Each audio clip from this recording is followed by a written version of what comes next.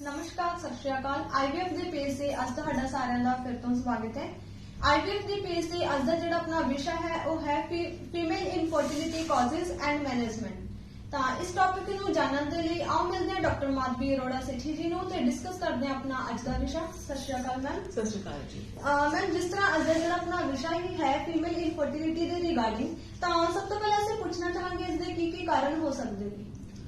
Female की body में mainly pelvis में तीन इंपॉर्टेंट पार्ट्स होते हैं। एक रहता है uterus, second tubes and third is ovaries. तो इन तीनों में प्रॉब्लम हो सकती है। अदरवाइज इनके बियॉन्ड क्या हो सकता है, थोड़ा हार्मोनल प्रॉब्लम हो सकता है।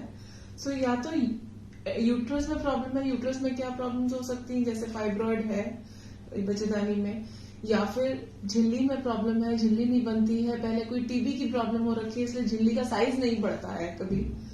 सो ये कारण हो सकते हैं प्रेगनेंसी ना होने के, यूट्रस के कारण, या एंडोमेट्रियल पॉलिप है वो कारण हो सकता है।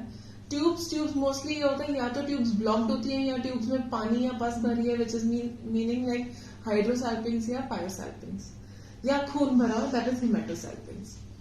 सो ऐसे सिचुएशन में भी ट्यूब्स प्रेगनेंसी होने में रुकावट कर सकती हैं। Next is ovaries. ओवरीज में ओवेरियन सिस्ट हो सकता है, पीसीओडी की प्रॉब्लम हो सकती है, ओवेरियन रिजर्व कम हो सकता है। तो ये सब कारण हो सकते हैं प्रेगनेंसी ना होने के, या कोई और हार्मोनल प्रॉब्लम, थायराइड, प्रोलैक्टिन, या फिर आपके इवन एफएसएच, एलएच हार्मोन या एएमएच हार्मोन में प्रॉब्लम हो सकती है। ਜਿਵੇਂ ਕਿ ਹੁਣ ਆਪਾਂ ਨੂੰ ਪਤਾ ਲੱਗ ਹੀ ਚੁੱਕਿਆ ਹੈ ਕਿ ਫੀਮੇਲ ਇਨਫਰਟੀਲਿਟੀ ਦੇ ਕੀ ਕਾਰਨ ਹੋ ਸਕਦੇ ਨੇ, ਤਾਂ ਹੁਣ ਆਪਾਂ ਮੈਮ ਤੋਂ ਪੁੱਛਣਾ ਚਾਹਾਂਗੇ ਕਿ ਮੈਮ ਕਿਹੜੇ ਟੈਸਟਾਂ ਦੁਆਰਾ ਆਪਾਂ ਨੂੰ ਪਤਾ ਲੱਗਦਾ ਹੈ ਕਿ फीमेल इनफर्टिलिटी है या फिर नहीं।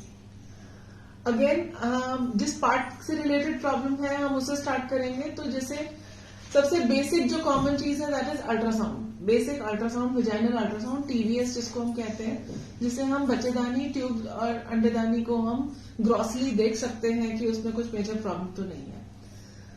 बच्चेदानी related problems mostly ultrasound cover कर देता है। अगर उसमें कोई प्रॉब्लम रहती है फिर हम फर्दर आगे टेस्टिंग के लिए जाते हैं, एमआरआई, सीटी स्कैन वगैरह।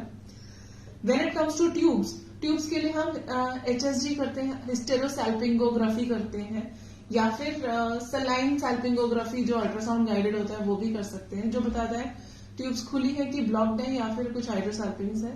अगर हाइड्रोसैल्पिंग्स, पायोसैल्पिंग्स है, मेटोसैल्पिंग्स है तो वो अल्ट्रासाउंड पे भी नजर आएगा।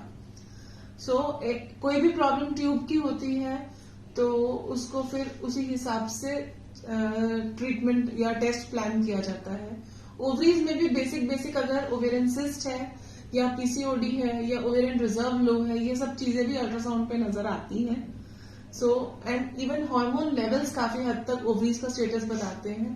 अगर हमें पीसीओडी रूल आउट करना है तो एफएसएच से ज्यादा एलएच की वैल्यू रहेगी या एलएच उसके बराबर रहेगा माइल्ड पीसीओडी में, और एएमएच लेवल भी हमें बताता है कि पीसीओडी कितना सिवियर है, एंड टेस्टोस्टेरोन लेवल्स ये सब भी हमें बताते हैं कि हमारा पीसीओडी कैसा है। एएमएच आपके ओवेरियन रिजर्व के बारे में भी बताता है। ਜਿਵੇਂ ਕਿ ਹੁਣ ਆਪਾਂ ਨੂੰ ਪਤਾ ਹੀ ਲੱਗ ਚੁੱਕਿਆ ਕਿ ਆਪਾਂ ਕਿਹੜੇ ਟੈਸਟ ਹੈ ਜਿਹੜਾ ਕਰਵਾਉਂਦੇ ਆ ਜਿਸ ਦੇ ਦੁਆਰਾ ਪਤਾ ਲੱਗਦਾ ਹੈ ਕਿ ਫੀਮੇਲ ਇਨਫਰਟੀਲਿਟੀ ਹੈ। ਤਾਂ ਇਸ ਤੋਂ ਬਾਅਦ ਅਸੀਂ ਹੁਣ ਪੁੱਛਣਾ ਚਾਹਾਂਗੇ ਮੈਮ, ਜਦੋਂ ਆਪਾਂ ਨੂੰ ਇਹ ਕਨਫਰਮ ਹੋ ਜਾਂਦਾ ਹੈ ਕਿ ਫੀਮੇਲ ਇਨਫਰਟੀਲਿਟੀ ਹੈ ਤਾਂ ਆਪਾਂ ਇਸ ਨੂੰ ਆਈਵੀਐਫ ਦੇ ਦੁਆਰਾ ਹੀ ਟ੍ਰੀਟਮੈਂਟ ਕਰ ਸਕਦੇ ਹਾਂ ਜਾਂ ਫਿਰ ਆਈਓਆਈ ਜਾਂ ਕਿਸੇ ਮੈਡੀसिन ਦੇ ਨਾਲ ਵੀ ਇਹ ਠੀਕ ਕੀਤਾ ਜਾ ਸਕਦਾ है। बहुत से ट्रीटमेंट है, जरूरी नहीं है कि अगर कुछ प्रॉब्लम आ जाती है हमें सीधा आईवीएफ की तरफ जंप करना है। डिपेंडिंग ऑन द प्रॉब्लम हम उसके हिसाब से उसका ट्रीटमेंट करते हैं। अगर फाइब्रॉइड है, यूट्रस के अंदर की तरफ जा रहा है, एंडोमेट्रियम की तरफ जा रहा है, उसको पुश कर रहा है, या एंडोमेट्रियल कैविटी में ही फाइब्रॉइड है, तो ऐसे में हमें पहले फाइब्रॉइड निकालना पड़ेगा, या तो लैप्रोस्कोपिकली, हिस्ट्रोस्कोपिकली या ओपन सर्जरी, किसी भी तरह से वो फाइब्रॉइड रिमूव करके फिर हमें प्रेगनेंसी प्लान करनी चाहिए। एंडोमेट्रियल पॉलिप है, हिस्ट्रोस्कोपी से आसानी से निकाला जा सकता है। झिल्ली अगर अच्छी नहीं बन रही है तो उसका कारण जानने का कोशिश करना चाहिए कि पहले कभी टीबी की हिस्ट्री तो नहीं रह चुकी या कोई और पेल्विक डिजीज तो नहीं है। तो यूट्रस रिलेटेड प्रॉब्लम्स हम लैप्रोस्कोपी से काफी हद तक ट्रीट कर सकते हैं। जहां तक ट्यूब्स की प्रॉब्लम आती है, इट्स लाइक 60% ट्यूब्स वाली, अगर ट्यूब्स ब्लॉक्ड हैं तो काफी पेशेंट्स में वो खोलने पॉसिबल नहीं होती है कुछ। लेकिन अगर माइल्ड फ्लिम्जी एडीजन्स हैं, कम है एडीजन्स, तो लैप्रोस्कोपी से हम उसको खोलने की कोशिश कर सकते हैं। हिस्टोस्कोपिक ट्यूबल कैनुलेशन करके जो ट्यूब्स का स्टार्टिंग ओपनिंग होता है उसको भी हम खोलने की कोशिश कर सकते हैं, कॉर्नुअल एंड जिसको कहते हैं। अगर हाइड्रोसैल्पिंग्स है या हेमेटोसैल्पिंग्स या पायोसैल्पिंग्स, तो ऐसे केस में ट्यूब ऑलरेडी डैमेज हो चुकी है। अगर हम उसको ठीक करने की कोशिश करेंगे, कुछ हासिल नहीं करेंगे, तो ऐसे केस में उस ट्यूब को अलग कर देने में ही बच्चेदानी से भलाई है, तो सो दैट कि बच्चेदानी और अंडेदानी इन पे कोई असर ना पड़े और हम एटलीस्ट दूसरे तरीके से प्रेगनेंसी प्लान करें।